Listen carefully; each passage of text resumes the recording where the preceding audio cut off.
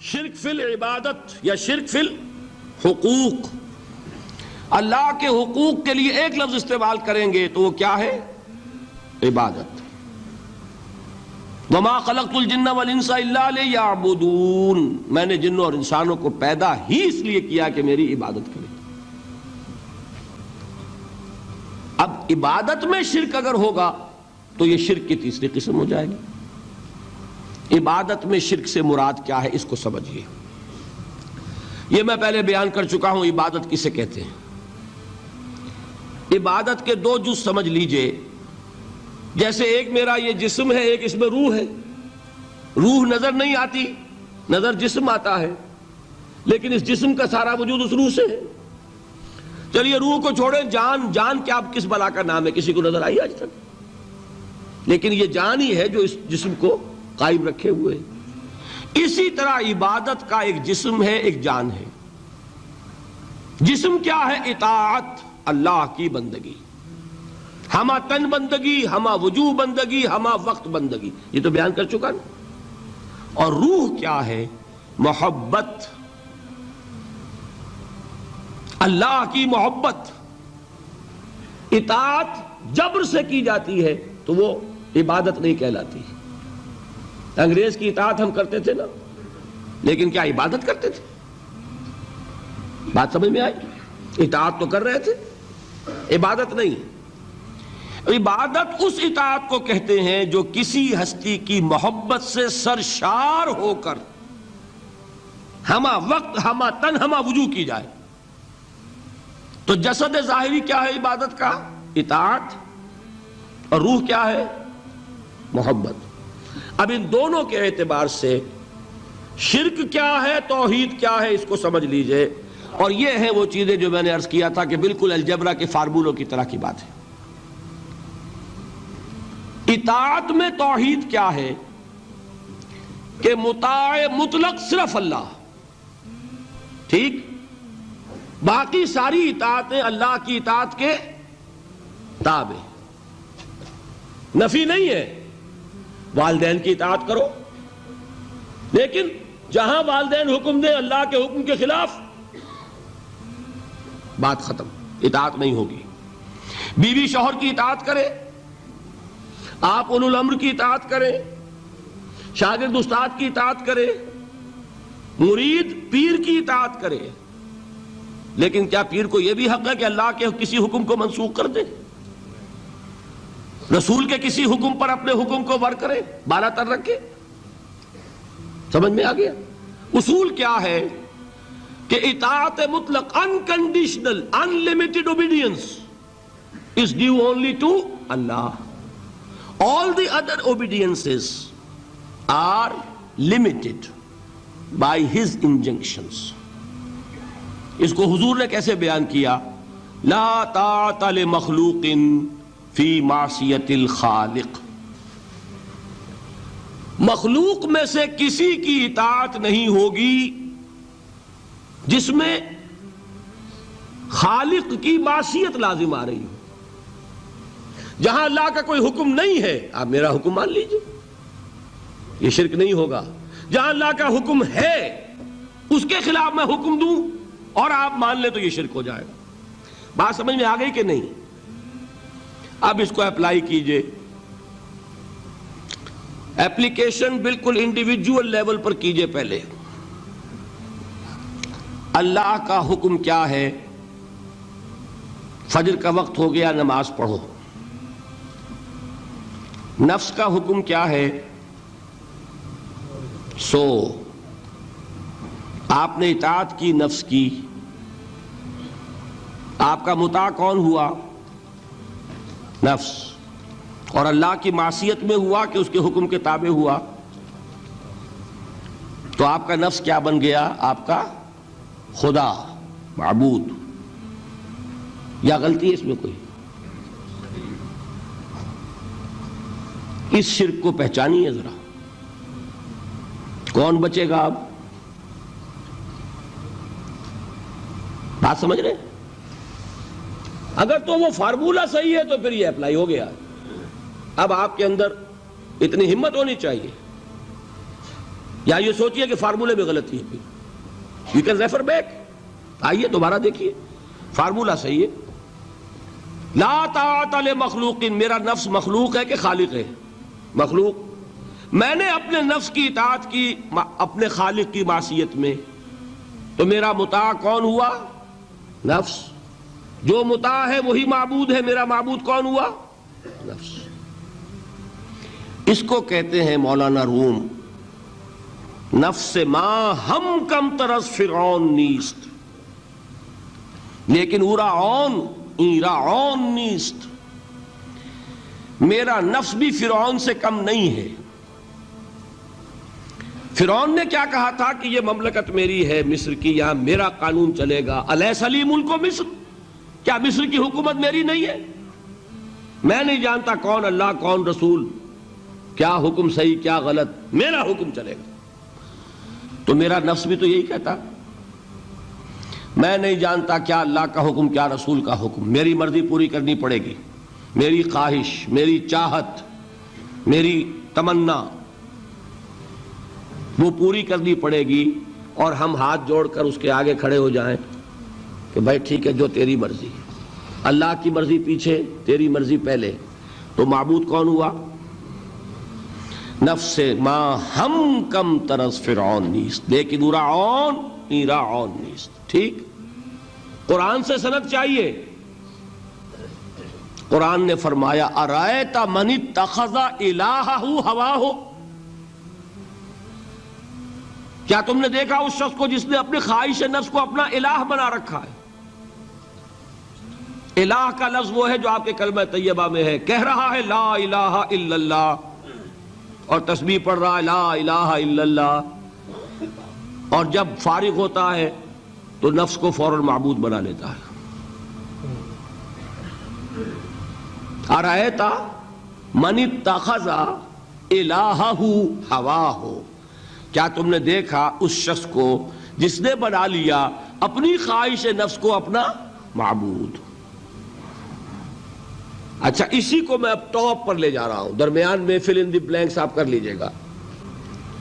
یہ میں نے کہا تھا انڈیویجول میں. اب آئیے کلیکٹیو لائف جو ہے، قومی زندگی، اس میں سب سے اونچی چیز کیا ہوتی ہے؟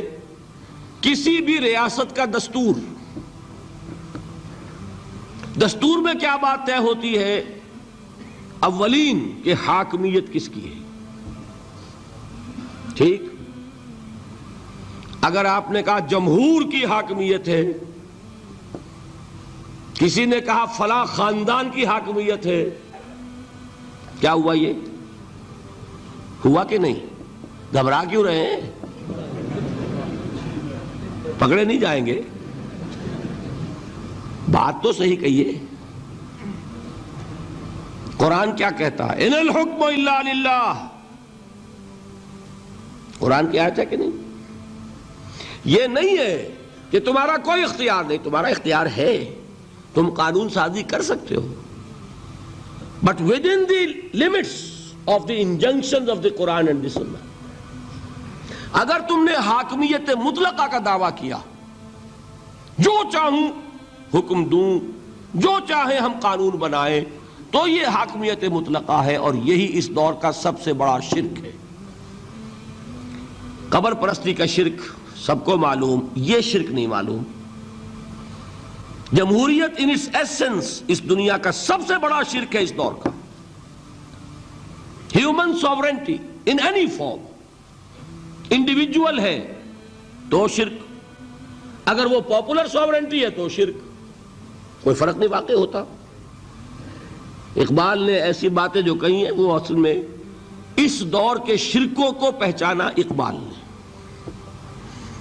اس لیے کہ اس دور کے فلسفوں کو علماء نے پڑھا نہیں.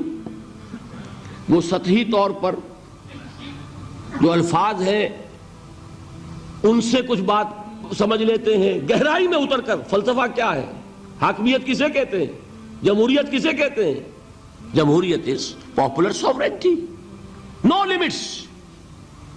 جو بھی لیجسلیٹو اتھارٹی ہے، عوام کے نمائندے جو قانون چاہے بنائیں، وہ ہم جنسی کو جائز کرنا چاہے اختیار ہے. دو مردوں کو میاں بیوی کی حیثیت سے لائسنس دیں رہنے کے لیے، لیگل لائسنس، جائز ہے، قانون ان کا مرضی ہے، جو چاہے بنائیں. They don't accept any limitation to their legislative authority. We are sovereign. کیا مطلب؟ ہم جو چاہے قانون بنائیں. یہی تو شرک ہے. کیا کہا اقبال نے؟ ہم نے خود شاہی کو پہنایا ہے جمہوری لباس، جب ذرا آدم ہوا ہے خود شناس و خود نگر. ابلیس کا ایک چیلا کہتا ہے کیوں گھبراتے ہو جمہوریت و جمہوریت سے؟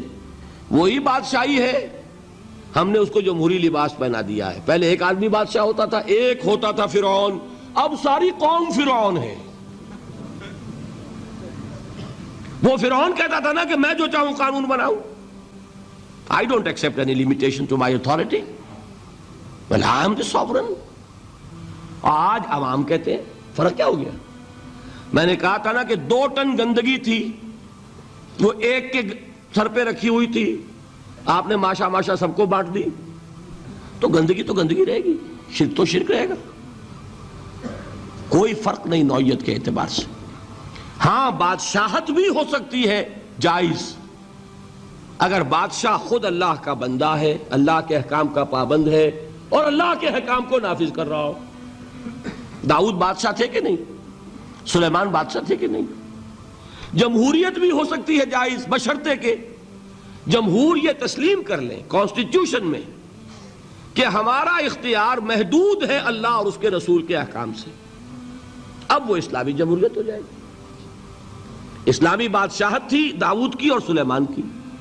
اسلامی جمہوریت اللہ کرے کہ واقعتاً حقیقتاً کسی ملک میں قائم ہو جائے، آج تک تو ہے نہیں، لیکن یہ کہ ہو جائے تو وہ اس دور کا تقاضا ہے. لیکن یہ کہ اگر ہے وہ بات کہ حاکمیت مطلقہ ہے عوام کی، تو گویا کہ عوام نے خدائی کا دعویٰ کیا.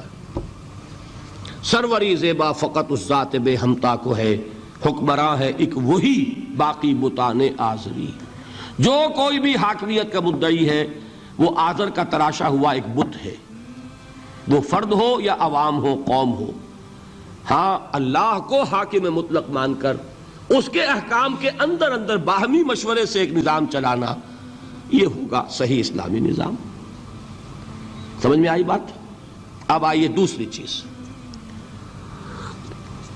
محبت میں توحید کیا ہے؟ توحید فی المحبہ.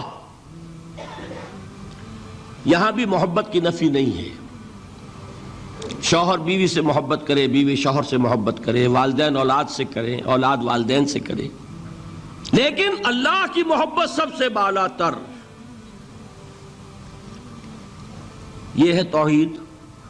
کوئی ایک محبت بھی اللہ کی محبت کے برابر ہو گئی تو شرک، اور کوئی محبت اللہ کی محبت سے اونچی ہو گئی تو اب شرک سے اوپر کوئی لفظ ہمارے پاس ہے نہیں. میں نے کہا تھا نا کہ یہ تو ہماری زبان کی محدودیت ہے، ورنہ تو وہ شرک سے اوپر کا کوئی لفظ ہونا چاہیے نا. برابر ہو گئی تو شرک ہے. ہاں ساری محبت اللہ کی محبت کے تابع. توحید کیا ہے؟ والذین آمنوا اشد حبا للہ. اشد، اہل ایمان وہ ہیں جو اللہ کی محبت میں سب سے شدید ہیں. یہ نہیں وطن سے محبت کرو کوئی حرج نہیں، گھر سے محبت کرو کوئی حرج نہیں، بیٹے سے کرو، اولاد سے کرو، مال سے کرو، کوئی حرج نہیں، لیکن مال کی محبت اللہ کی محبت کے برابر نہ ہو جائے یا اس سے اوپر نہ ہو جائے. اولاد کی محبت اللہ کی محبت سے اوپر نہ چلی جائے. وطن کی محبت، قوم کی محبت اللہ کی محبت سے اوپر نہ چلی جائے. جو محبت بھی اللہ کی محبت کے برابر ہوئی یا اوپر گئی، یہ شرک فی المحبت. اور محبت روح ہے عبادت کی، تو یہ کیا ہے؟ شرک فی العبادت. فارمولا ہے نا. اب اپلائی کیجئے ذرا.